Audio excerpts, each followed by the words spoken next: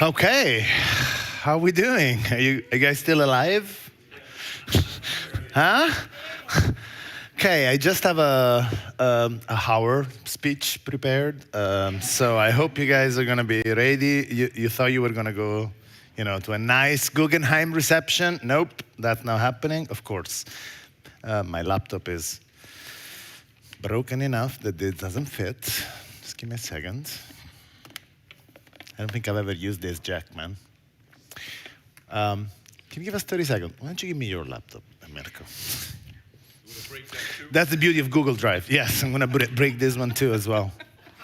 It's like this laptop has gotten so many bumps that the jack doesn't fit anymore. So, yeah, I'm famous for being very kind on my electronics and honestly, pretty much everything. Yeah, same. Thank you. Oh, he doesn't need it? Sure.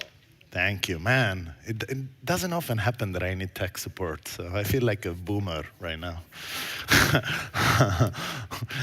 It's the second time that Mirko boomers me today, so ouch, I guess. Exactly, today, actually the last 30 minutes. There's here. Thank you. Thank you. We got it? Oh, wrong. Man, jeez, I'm feeling so... 3 times in a row? Really? Okay. Thank you, tech support. The most expensive tech support I know, but anyway. Thank you so much. Yeah, we are very close to reception time, but I just wanted to share with you what the future of LF Europe looks like. And we're having an advisory board meeting on Thursday, so take all of this with a grain of salt. We're going to validate a lot of these hypotheses with the advisory board. But before we jump into the future, I just wanted to share with you a little video celebration that we put together for our first birthday.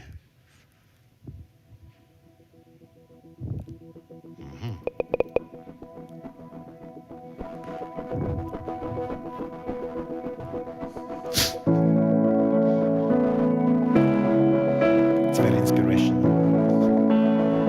Yeah, very fast. We did a couple of things this year.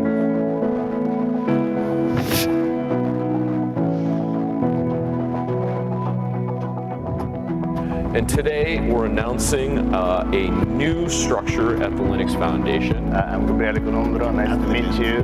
The establishment of LF Europe is really valuable because when we communicate with policymakers and public sector officials, we encounter a lot of misconception about open source and just a lack of knowledge, really.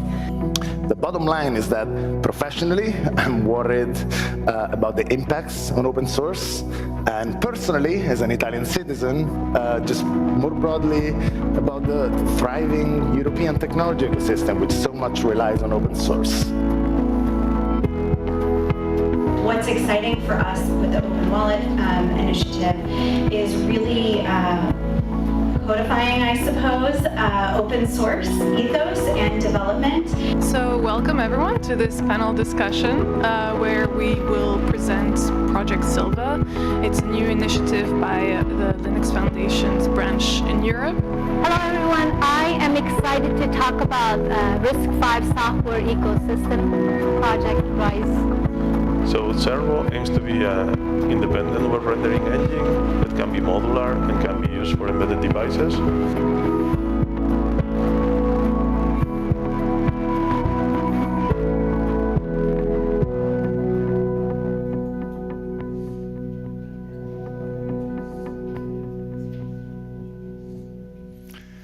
Thank you. Thank you. I really just wanted to use this to thank everyone who really came to support us this year. Our team, actually a major shout out to the events team, Deb, Jill, and everyone from the events team. They're always fantastic. I feel always blessed to just be able to just walk in on stage, and also to our members and the contributors. I hope we've started to move the needle. I'm super excited about what's to come. And so if we look at the future, well, I guess first of all it really depends. The future of LF Europe hinges on the future of open source in Europe. Now, I don't want to be catastrophist, a little bit too dramatic here, but certainly, as we said before, the Cyber Resilience Act is threatening open source as we know it. And so, as we said before, tomorrow we're launching this campaign. Whether you're an individual, we'd love for you to participate and help us amplify. Whether you represent a corporate, make sure you're educated and you educate your public affairs department, and there's going to be a call to action for them as well to be able to connect with the Linux Foundation and ultimately have a shared position to try and impact this. Just to be clear, the time is now. The legislation is entering trilogues and then is expected in a couple of months to be voted in the plenary. That means that before the end of the legislation, in April or May next year, I think April is European elections, it's very likely that this is going to go through. And so time to act is now, and of course, that's going to very much define the focus of LF Europe in the next few years. Assuming that everything goes well, there are three key areas that I think we really need to develop further. We spent this year really structuring ourselves with a theme, with a great set of committed members in our advisory board, really learning. And the three areas that we think are really key are continuing our engagement with the public sector, and I'll explain what that means in a little bit. Being more proactive in nurturing European projects. We're very lucky. I feel very lucky I joined the Linux Foundation about 3 years ago when I merged my foundation into the LF. And we're very lucky to have such a recognized brand. So a lot of people really look at us. We have a lot of inbound in terms of people that want to bring projects under our open governance. But I do think that there is a very different dynamic here in Europe. And so we want to make sure that we proactively reach out to European organizations as to what is the value to host projects under the Linux Foundation. And then ultimately, better servicing the local community. This is something that really is the main reason why LF Europe exists. We have strengthened our presence this year. We want to make sure that in many ways, and I'll tell you a couple of lines more, how we do that. I always like to start with the why, and besides what we, the sort of bittersweet experience with the CRA, even our research is telling us that on one hand, open source remains a great tool for the public sector to achieve digital sovereignty. We heard so much on the AI side, and of course on the cloud side, there's many areas of technology where open source can really help digital sovereignty in Europe. But on the other hand, that should not fall into techno-nationalism, into fragmenting the open source community. And that's what, one of the reasons why LF Europe was created, but unfortunately we continue to see more and more of sort of geopolitics. The CRA itself, in a way, has, it's almost like the Brussels effect misfiring. So what does that mean to better engage with the public sector? And please, we'd love your feedback, of course, through the advisory board, but also as we hang out in the next few days. We'd love to hear more. Again, I'm not going to go through the whole presentation, to every single bullet point, but practically, I see two areas two macro areas of public sector engagement. Strengthening our private-public collaborations. I think Open Wallet Foundation, you heard it this morning, is a very successful example of aligning to European priorities, a global project that is now bringing in On one hand, governments through their government advisory council. On the other hand, big tech and large technology companies, as well as vertical industries. There's so many financial institutions, telcos involved in the project. So I think that's a strong driver of growth, and it's one that is, again, as an Italian living in California, I kind of see a big difference in the way we build projects here in Europe. There's a much stronger participation of the public sector, and so we need to be able to nurture that, not only through funding. We talk about grants and LF Europe being able to support and accelerate projects through public funding, but also, again, through structures like government advisory councils. And obviously education. We do a lot of work with OSPOs, both private and public sector OSPOs. We have created a policy committee. If you are not familiar with it, every member can participate. This is going to be one of the venues where we'd like to be, I would say, more structured and more mature in the way we ask for your help in engaging with policymakers. I think one lesson learned for us this year has been, all open source foundations rose up, in response to the CRA. But one, it's been less than ideal in terms of coordination, and two, we ourselves haven't been able to necessarily reach out to all of our members at Linux Foundation level, not just Linux Foundation Europe, and ensure that there was a consistent message sent to the policymakers. We're not a lobbying organization, and we're not planning to be, but working through our member companies when the interests are aligned. That's not always the case. It's really important. And of course, I want to see how it plays out in Open Wallet Foundation. But certainly I would want to think whether a government advisory council makes sense for Linux Foundation Europe. I have mixed feelings about it.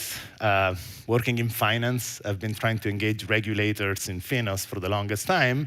And of course, there is potential for a chilling effect when you bring together regulators and regulated entities in the same open conversation.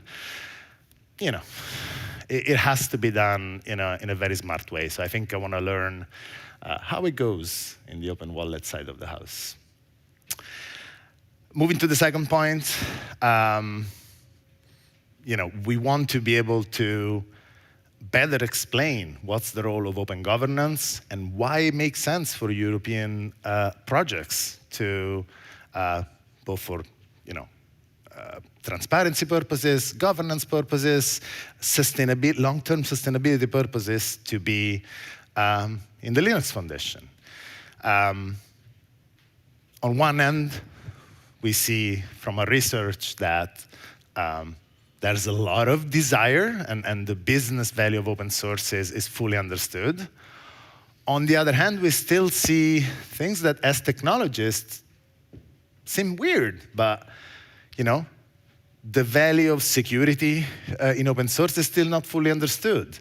The gap between contribution and consumption is still large in Europe. This is from the World of Open Source survey that we're going to launch tomorrow. Actually, there's another interesting slide that I'm going to show during the keynotes that shows how Europe leads with respect to other regions in consumption. It's above average with respect to America or Africa or Asia, but it's much lower than average in contribution. So it's kind of an interesting, the gap here is broader than in other regions, and I think that's where we hopefully can help. What does that mean? I think there's an element of messaging. There's an element of actually continuing to use our research, education, and thought leadership to nurture projects to come into Linux Foundation Europe. When it makes sense, by the way. I want to be clear here. Not every open source project should be under a foundation. We continue to try, and we've seen this over and over again in DLF, get ahead of the hype cycle. AI, I think it's a great example. I'm very excited about the announcements around generative AI Commons. Unfortunately, Ibrahim got delayed with his travel today. Otherwise, I'd probably ask him to talk about that much better than I could. And then again, I've seen this, creating a community in finance has been really hard. The only way to do that is start from the business value. Open source for open source sake doesn't cut it. And so I think, as we discussed throughout the day, it was one of the teams that we wanted to develop. That's an area where we see a lot of more potential, given the leadership of many European companies in the different verticals out there. And then I think this is a slightly different angle, but building bridges across regions, I think it's very complicated. I guess I like hard challenges, but think about OpenSSF and the security standards that are now, first-class citizen in the conversations with the White House. I would love to see, again, as a technical person, the same standards being applied across the board. There's no really, you can have different laws and different regulations, but ultimately the technical standards, there's really no reason why they should be different. And so whether it is sustainability challenges, whether it is impact, again, we talked about so many impact-type projects, SDG, Sustainable Development Goals related projects, those are nowhere nearly regional in nature. Climate change impacts all of us. And so I think that's another sort of big area for us of development. And then, last but not least, and this is where I really would love your input, we'd like to continue supporting existing projects. I mean, we've heard today about specific projects from LF Europe, but we've heard also about, LF Energy, CNCF, projects that, are not per se under a Linux Foundation Europe, but that we can help grow and have more footprint in Europe, whether that means funding, through European public sector funding, whether it means more European companies participating.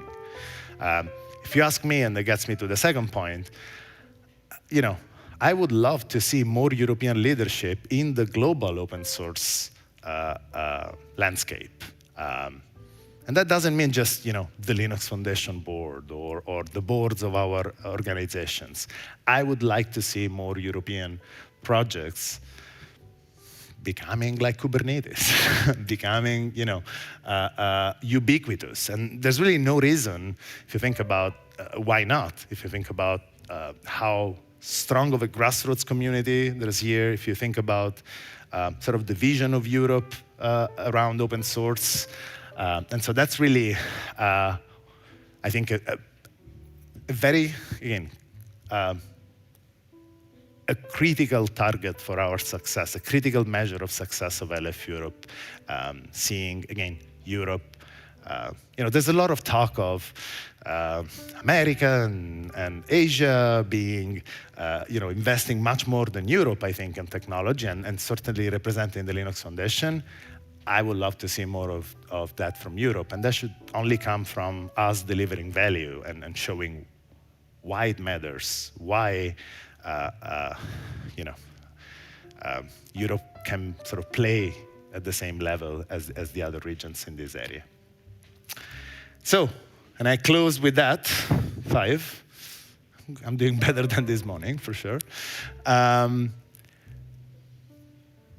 We'll produce some more sort of consumable QR codes for this, but I just wanted to, and we'll publish these slides, so this is going to be available, but since we created so many structures this year, someone said this morning, it's like, I didn't know about half of the things that happened this year. I just wanted to make sure that if you have, this slide is trying to say, if you want to help us, this is how you can do it. These are the different channels that we created for that.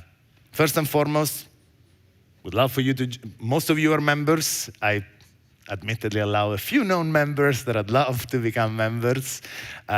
FYI, again, if you're not a member of LF Europe yet and you're a member of the Linux Foundation, you can join for free, and that's where you can do it. If you're not a member, we definitely would love to have a conversation.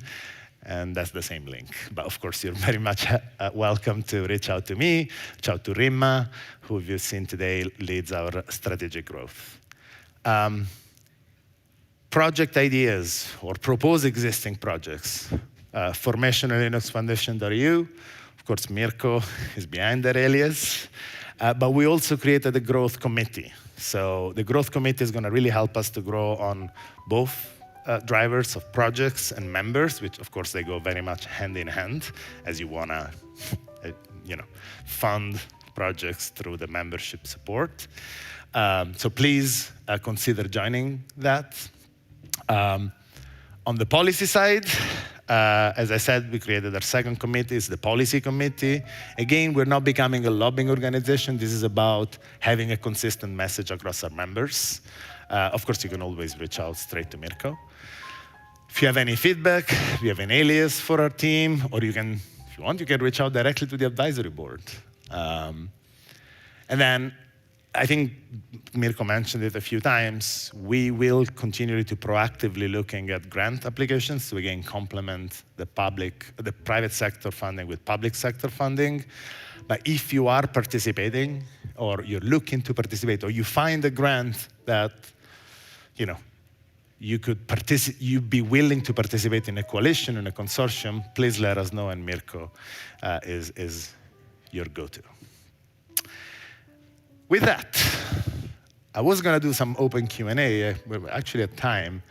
I don't know if there's any closing questions. I actually didn't tell the event team we were going to do that. So do you have questions, and do you have a really loud voice? Good. I think you guys all want to go grab a few minutes before the reception. So, the moment we're all waiting for. We are going to host a reception tonight at the Guggenheim Museum. It is only 10 minutes away. So, I mean, I've been eating so much that I'm probably going to try to walk and burn some calories to get there. I'm saying that, but I'm probably going to get the bus. 5:45, the bus leaves out of the lobby. I think it says limited transportation, but I think we should be able to fit there. I'm really looking forward to actually have some social time with all of you. I think this is going to be a nice evening, and yeah, I have to send really a shout out to the events team for putting this together. So, thank you so much for coming. I'm really excited. I hope you left informed and hopefully a little bit more excited about what's going on in LF Europe. And maybe next year we double the number of people, yeah? Thank you so much.